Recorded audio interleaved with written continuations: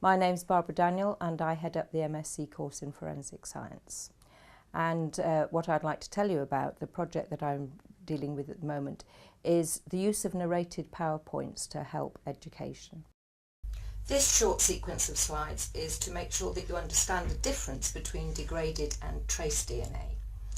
So here's quite a lot of DNA and here's a very small amount of DNA. And if you have degradation, then what happens is that the DNA breaks are random, and sometimes you'll get intact SDRs and sometimes you won't.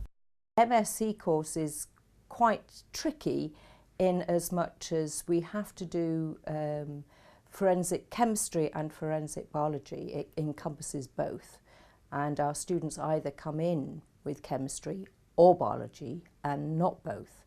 And so in a very short space of time they have to get to master's level, that's level 7, in molecular genetics and analytical chemistry.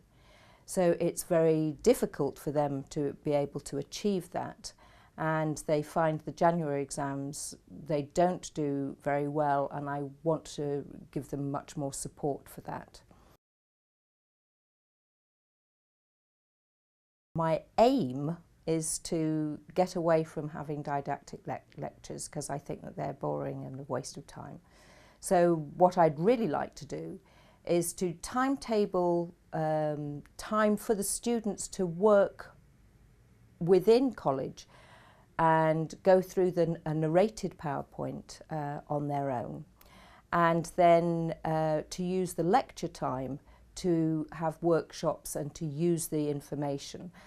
I think that's a better, you have higher value of contact time if you're doing it in a workshop than you are if you're just standing up and delivering facts. How it's evolved is that I'm now no longer doing the whole lecture as a narrated PowerPoint, but I'm doing little topics, no more than about 10-15 slides, so it's completely broken down.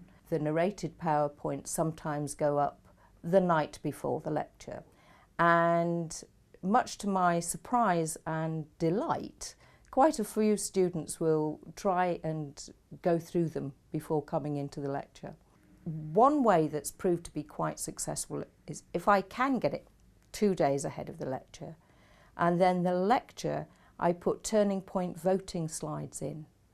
So it's to see how much they've gained on their own from going through the PowerPoint in their own time, and it highlights areas that I can spend more time on, because now I've got the full time of the lecture to be able to address the things that they haven't quite understood, and that's worked really well. But now that the narrated PowerPoints have been done, I'm hoping that next year will be the time when I use it fully as more in problem-based learning. You've seen the PowerPoint, you've looked at it in your own time, now answer these questions. And I'm going to monitor that as it goes through. First off, I need to say I have no technical expertise, and I found trying to just do a narrated PowerPoint using PowerPoint was impossible, and I gave up. And then I decided to download a free download of Ispring.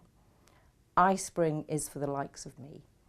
I found it extremely easy to use, extremely easy to stop and cough and redo a bit and go forward, and so it was much better. And the students have said that the narrated PowerPoints that are done in PowerPoint are very difficult to navigate, and they like the Ispring because it's easy to navigate. You can look at the slide sorter and just go, that was the one that I didn't understand, that's the one I want to listen to again, instead of having to start at the beginning and go through, or try and fast forward and guess whereabouts you are. The students can get it on their iPhones, their iPads, they can get it on PCs.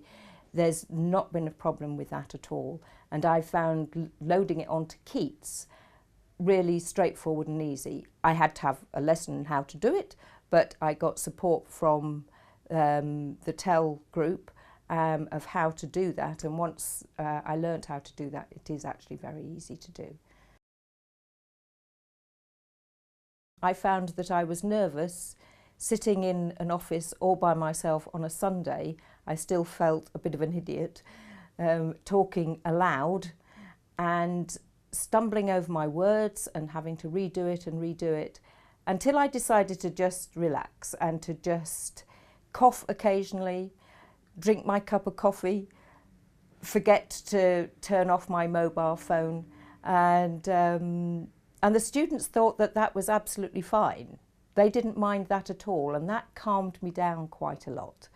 And so I do turn off my mobile phone, but I don't worry if there's an external noise, or I don't worry if I stumble over something, and because if I keep just trying to do it to perfection, then I think that they look a bit sterile anyway. Whereas if I'm relaxed, then I'm actually talking to them, and I'm visualising them in the lecture theatre, and I find that works much better for me. And doing these smaller bits is much easier. I just set myself a little goal of doing this. I'm going to go through this technique and why we use it, and then go and have a cup of coffee because I've rewarded myself, and then I'll do another bit. Very positive reaction, and they like having them. They prefer the shorter clips. And they like the Ispring. The whole endeavour I want to formally evaluate. So I'm at the moment sort of working out how I'm going to do that evaluation. And I think in order to go forward before the end of this semester, I want to have their involvement as to what they would like and what they'd like to try out with me, so that we can develop how it's going to be used together.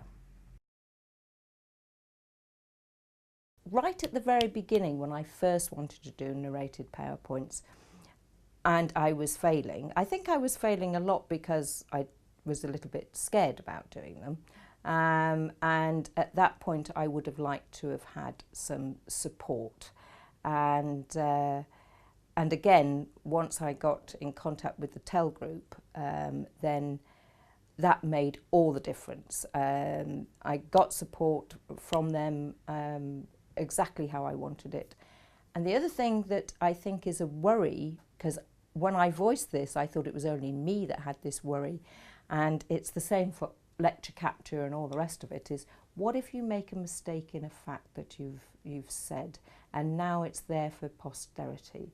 And it's learning to be open to that as well, and changing it round and thinking, well, I'll find out if I've got any mistakes, because somebody's going to tell me if they've looked at it, and to be open to that rather than think that I have to be 100% expert in every single thing that I teach, and certain things that have been overtaken.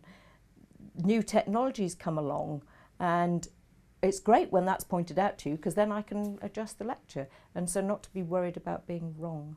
I think I've come to accept that, and that's helped as well. I think forgive yourself for not being a professional straight off.